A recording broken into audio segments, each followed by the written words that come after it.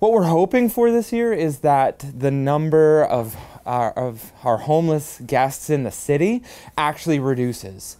And for the first time in several years, we actually have a glimmer of hope that that might happen, because we are seeing our turnaway numbers here at UGM actually decrease substantially. So last winter we had 540 turnaways from October through February. The most recent winter, that actually dropped to about 160. So that's a major decrease. And one of the things that we think is driving that is the modular housing. We have about 600 new units of modular housing that are operating. 600 people are inside who were either homeless or at risk of homelessness. So that is encouraging to us. We're not necessarily expecting the numbers to drop, but we're hopeful that that happens.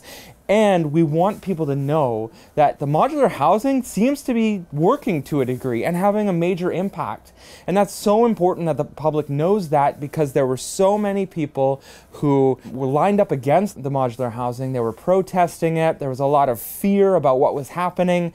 But hopefully now that we're seeing an impact, people can look at what happened, reasonably view the evidence and say, wow, this might actually be having a massive impact. So February was by far the coldest month of the last winter. And typically when we see that type of cold, we see a number of turnaways. When we're talking about turnaways, we're talking about people who come to Union Gospel Mission. They say, I want to stay in your shelter tonight. Can I stay with you? And for some reason, there's no room, or they're unable to stay here. Most of the time, those turnaways are simply because we don't have space. However, in February, we had very few turnaways, and that's in stark contrast to previous years where we've had, in some cases, hundreds of turnaways a month.